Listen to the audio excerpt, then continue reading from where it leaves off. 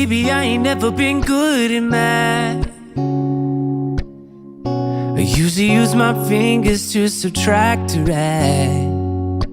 But something I know is greater, and I don't need no calculator, and that's a fact.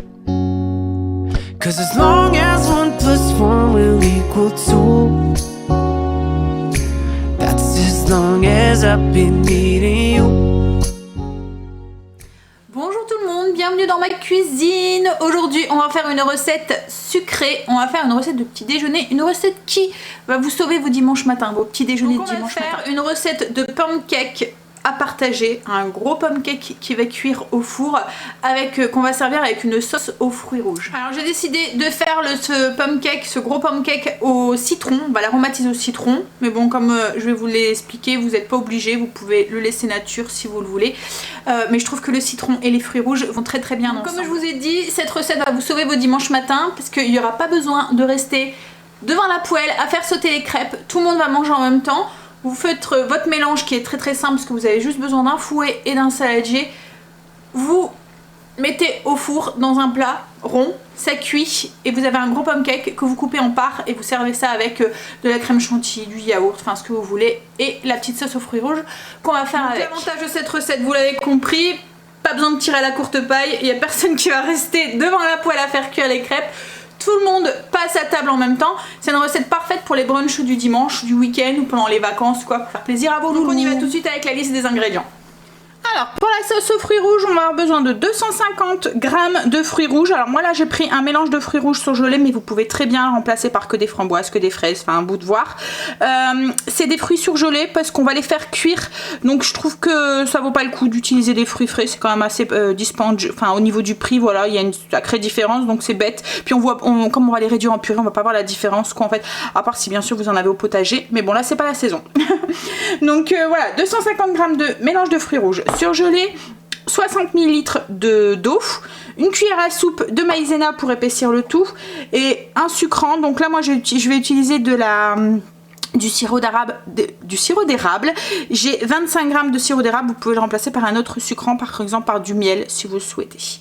Et au niveau du matériel, juste une petite casserole. On va mettre les fruits rouges à l'intérieur, l'eau, notre sirop d'érable et ça va partir sur le feu.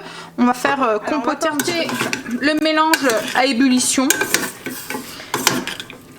et faire cuire un petit peu jusqu'à ce que ça soit bien chaud. Alors, le temps que mes fruits chauffent, ce qu'on va faire c'est qu'on va mélanger la maïzena dans 2 cuillères à soupe d'eau pour la diluer. Et on l'ajoutera seulement quand la sauce est bien chaude et qu'elle bouillonne.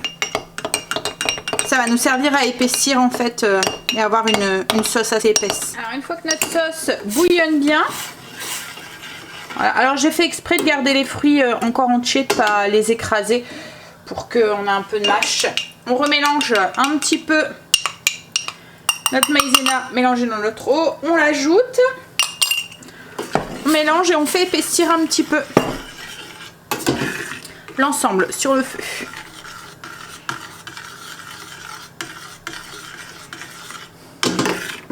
Donc une fois que l'ébullition a repris, qu'on a notre mélange qui a épaissi, on éteint le feu et on met de côté. Et là on va s'occuper de notre pour les ingrédients pour notre gros pancake au citron, on va avoir besoin d'un citron non traité après récolte ou bio, parce qu'on va utiliser les zestes, donc zeste et jus, un œuf, 180 g de farine, donc là moi c'est de la farine lambda, de la T55, 250 ml de lait, une cuillère à café d'arôme vanille et en agent levant on a une cuillère à café de levure chimique et une demi-cuillère à café de bicarbonate. C'est ce qui va faire qu'on va avoir un pancake qui va être bien levé. On va commencer tout de suite par s'occuper du plat, donc un plat rond à gâteau ou un plat à tarte si vous souhaitez. Moi là j'ai pris un moule à charnière.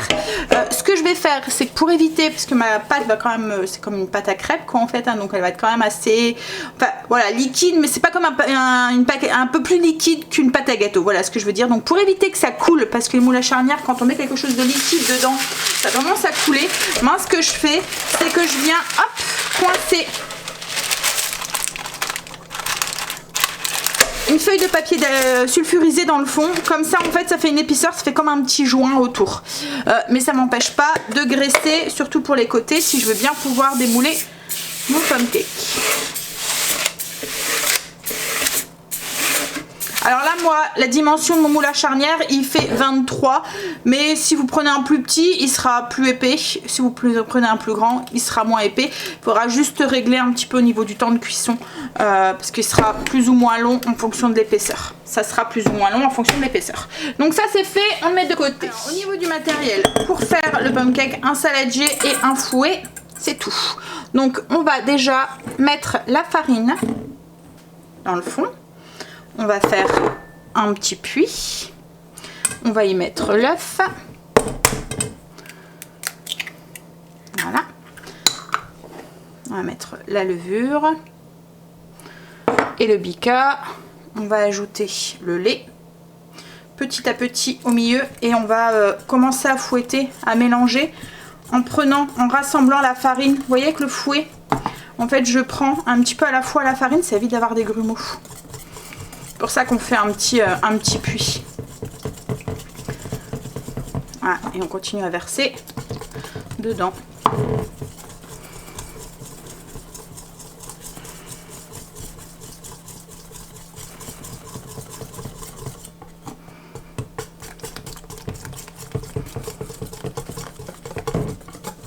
Donc une fois qu'on a tout versé, on peut y aller. On va aller chercher la farine sur les côtés correctement. Une fois que tout est mélangé, on ajoute notre cuillère à café d'arôme vanille. On va ajouter les zestes du citron. Bah alors si mettons que vous n'aimez pas le citron, vous en mettez pas. Hein. Ça peut très bien être c'est parce que ça va bien ensemble le citron et les fruits rouges.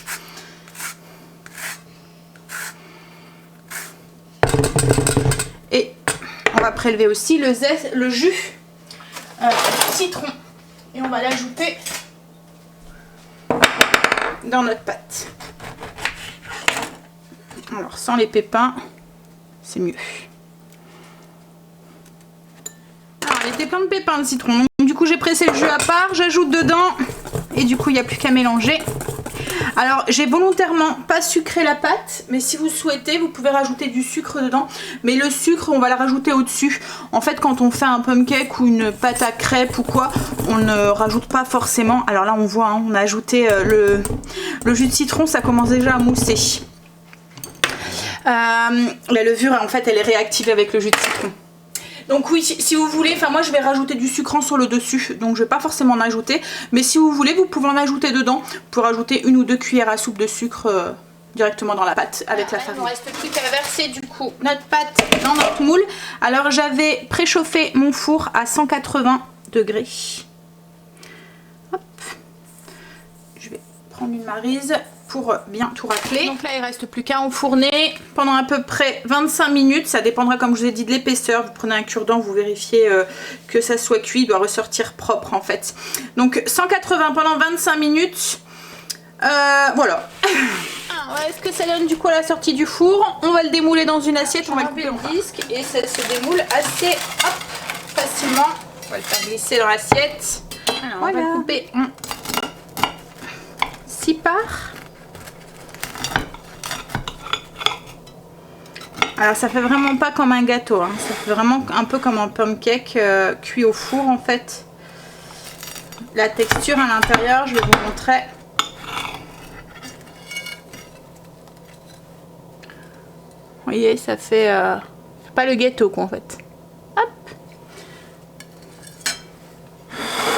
Et moi du coup, je vais servir ça.